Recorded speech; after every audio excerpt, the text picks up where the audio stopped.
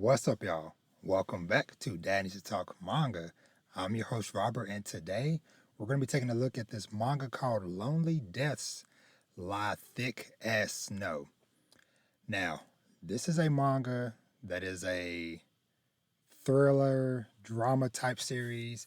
It is published by Kodansha, and the story is by Hajime Inoryu, and the art is by Shota Ito.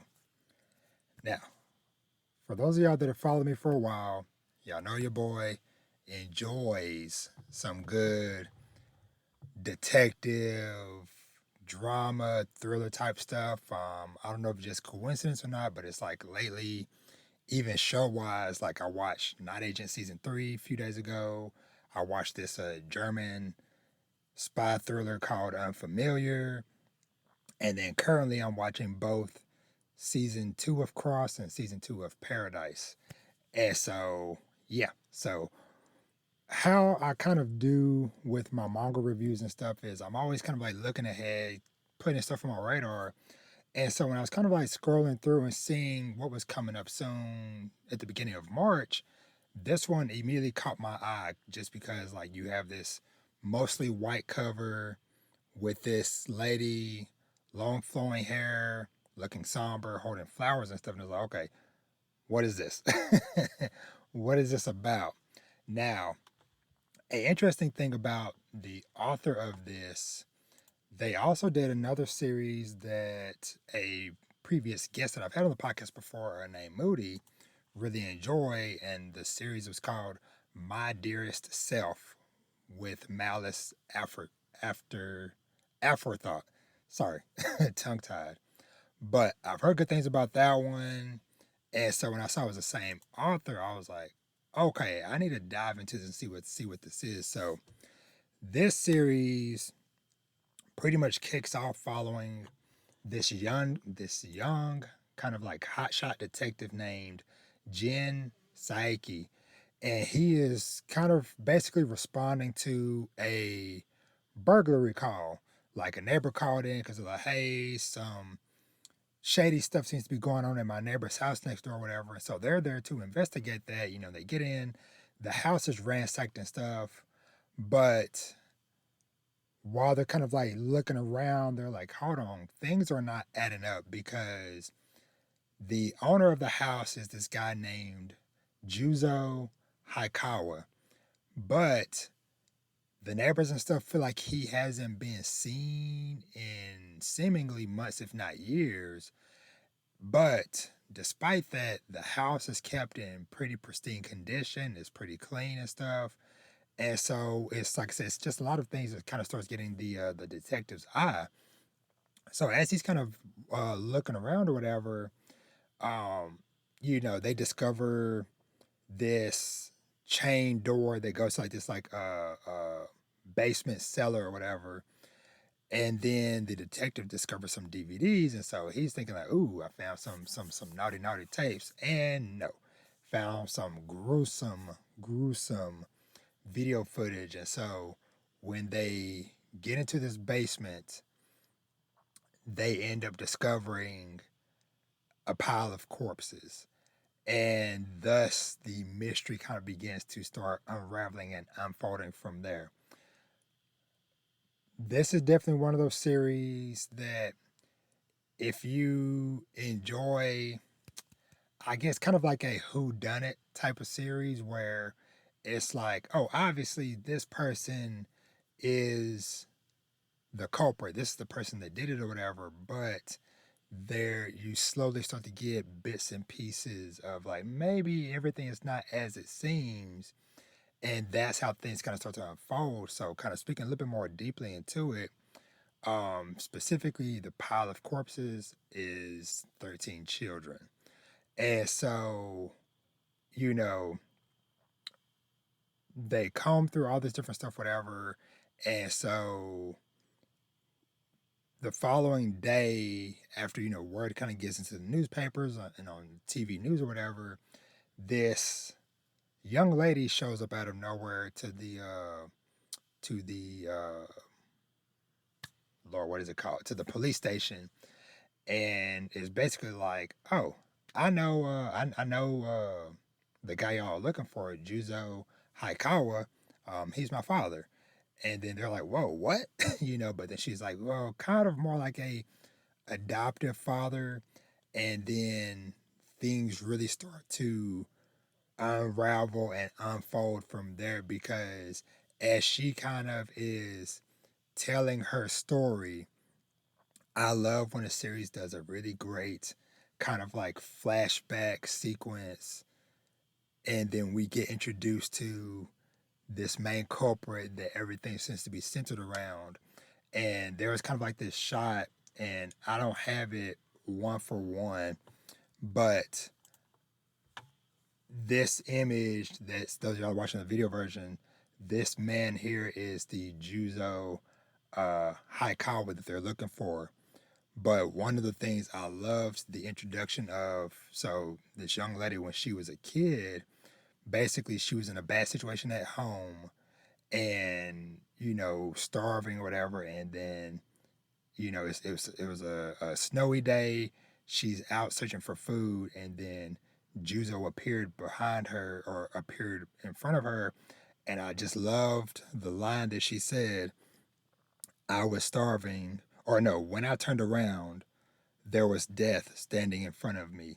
And then it's this dope first real image of Juzo and what he looks like, and her kind of describing him being like a bald, clean shaved head, this massive scar on the side of his face, wearing all black, yada yada yada. But that's where that story and mystery kind of begins to unfold. And so she basically tells how, he basically taught her how to survive. And that meant, shoplifting, trailing people, different things of that nature, just because she wasn't getting any type of support or anything at home.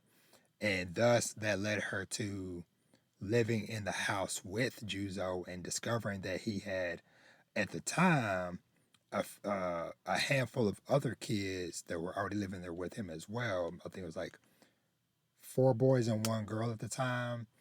And then eventually, um, the last time she saw him 4 years ago from the present day, there were 19 kids total.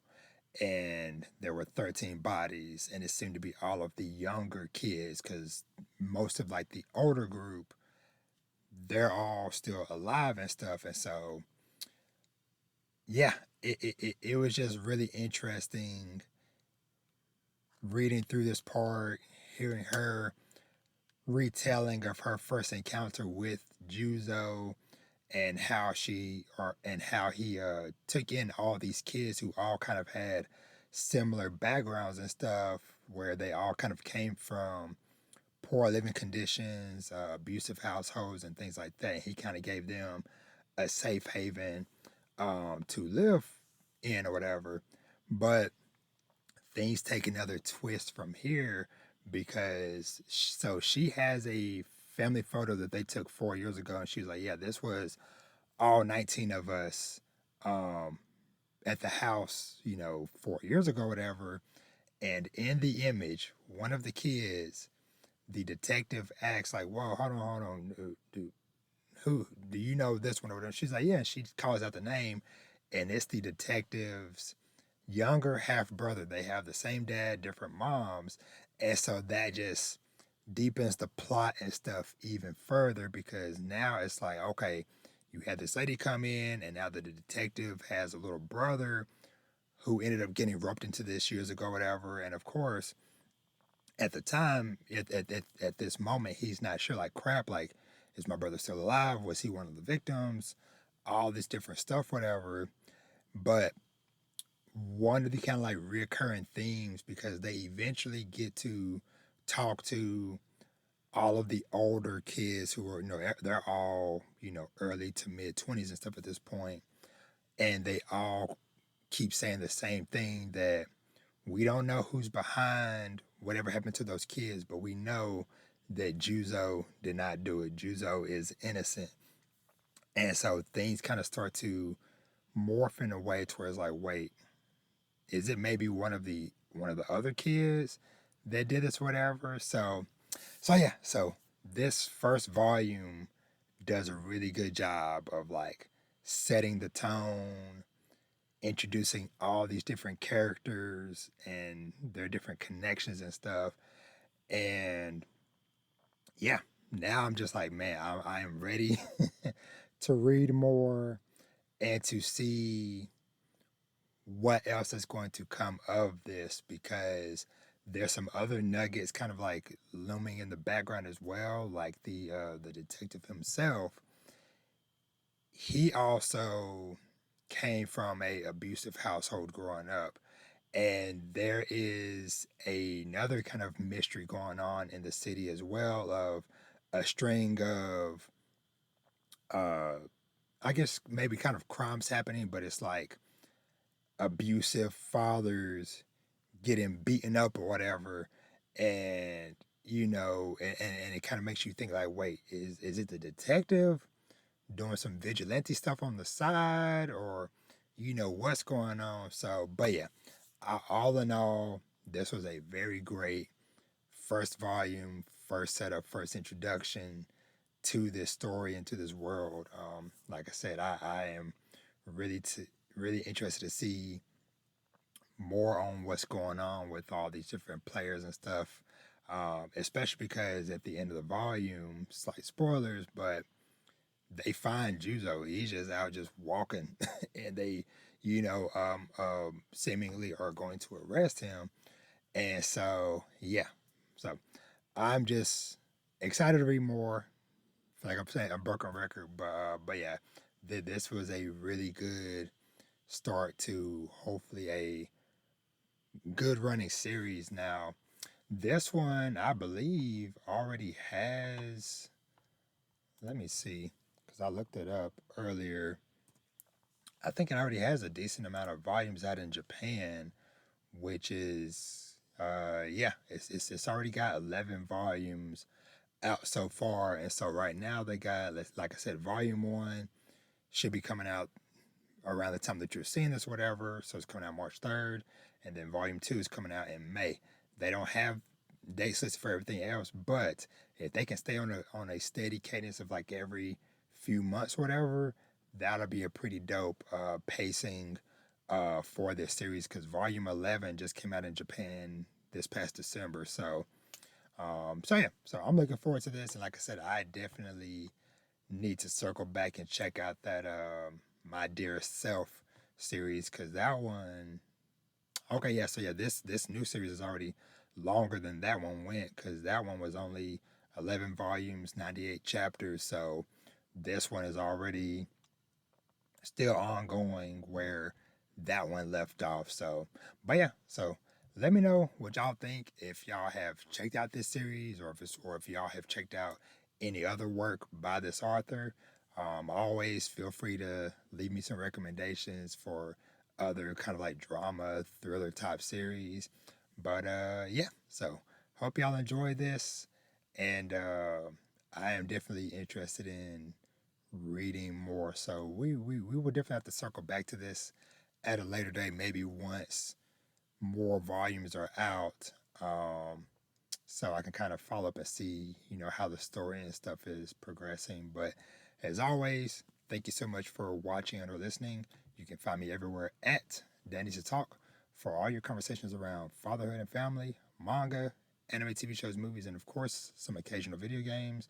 And with that, I am out. Y'all be awesome. Catch you in the next one. Peace.